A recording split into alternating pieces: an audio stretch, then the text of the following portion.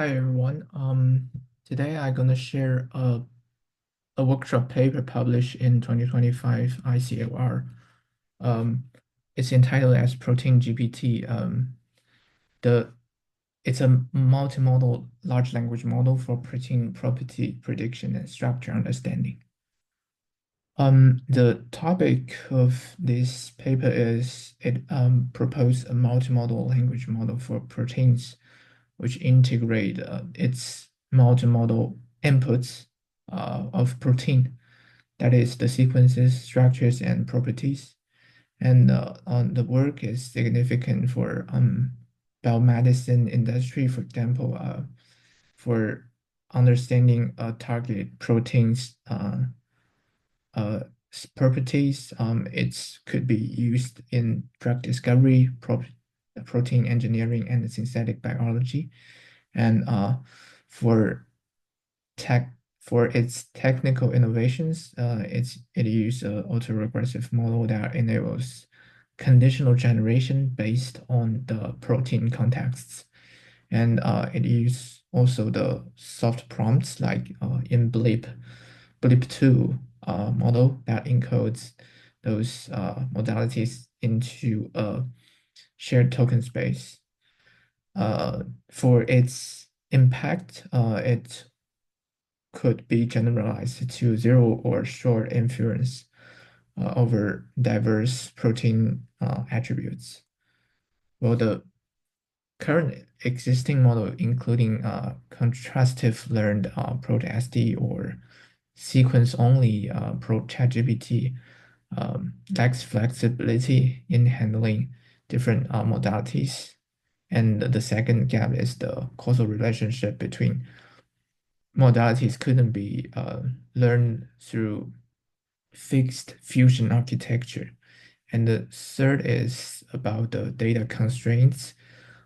It make the direct end-to-end retraining uh, protein large language model more impractical. So to address these gaps, it for the model formulate uh, the protein understanding problem as a multi-encoder and the LLM single decoder task. And the number of multimodal encoders is depends on the number of modalities. And the second, it constructs protein QA, the large scale protein data set from the PDB dataset, and the protein QA dataset encompasses like 130,000 protein samples, and each were annotated with detailed descriptive abstracts. Well, the training is decomposed into two parts. So the first is stage one.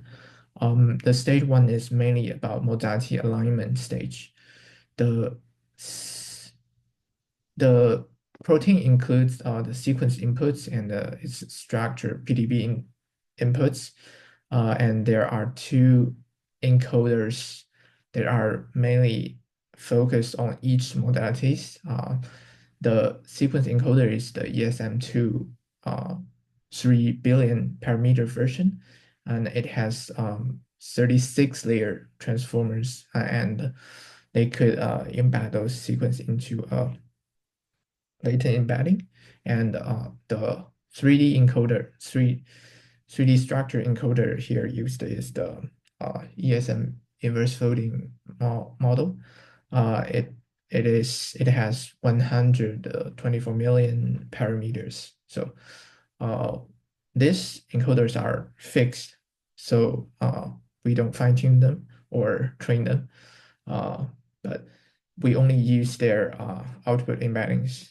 uh, the embeddings would be used to put into the alignment module, and the output of these embeddings will be sent to large language model to generate the predicted abstract of the protein. And the ground truth is the it is the text tag of extracted from PDB dataset, and the loss function will compare those uh, two predicted and ground truths, and then fine tune the uh, alignment part.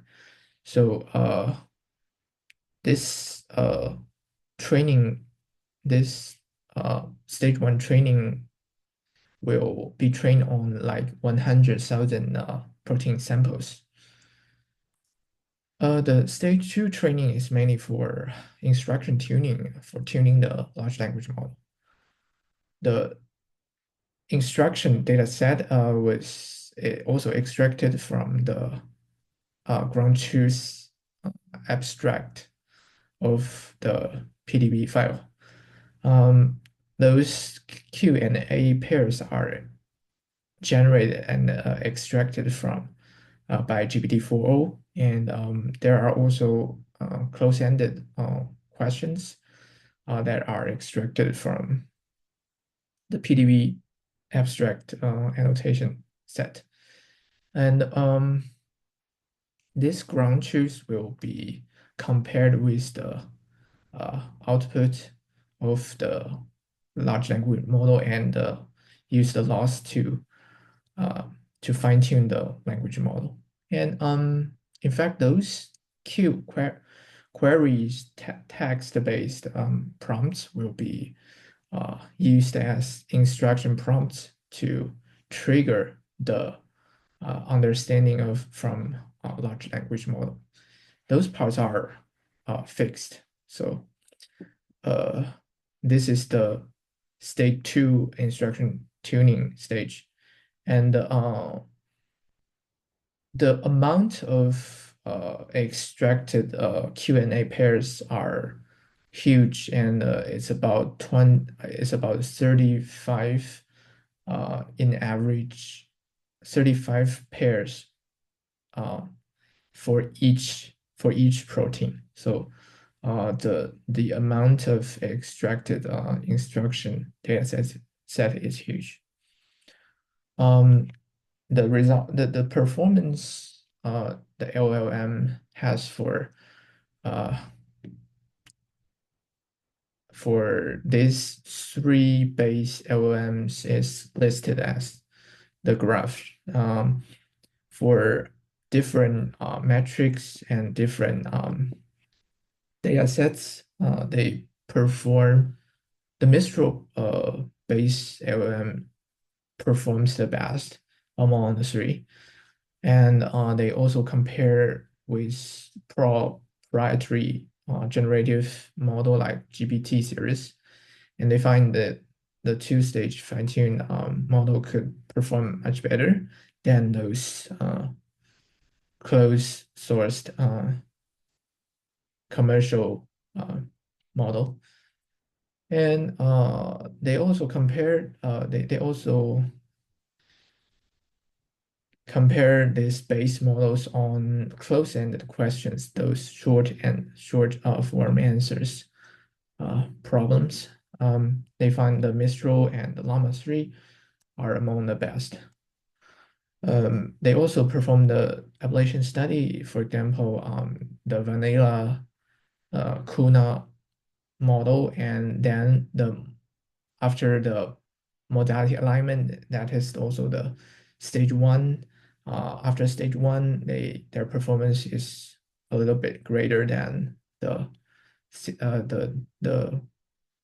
model without any training, and for two-stage training, the performance is even better. So here comes to our conclusion parts. The model has several limitations. For example, the first, a regressive model makes it sensitive to inputs order, and those long sequence order could somehow be neglected by the large language model, or the model might overfit or underfit on certain modalities. So the other modalities would perhaps be neglected. And the third limitation is that most evaluation focus on uh, small small length sequences, and the the evaluation was less on large long proteins.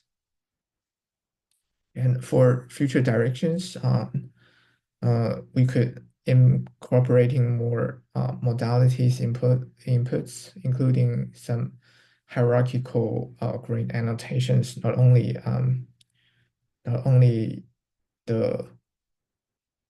the structure or sequence, but also more flexible annotations. And the second is perhaps the improving the residual level reasoning capabilities. And the third is exploring more downstream tasks and in the real biological uh, scenario, and verifies performance in clinical experiments.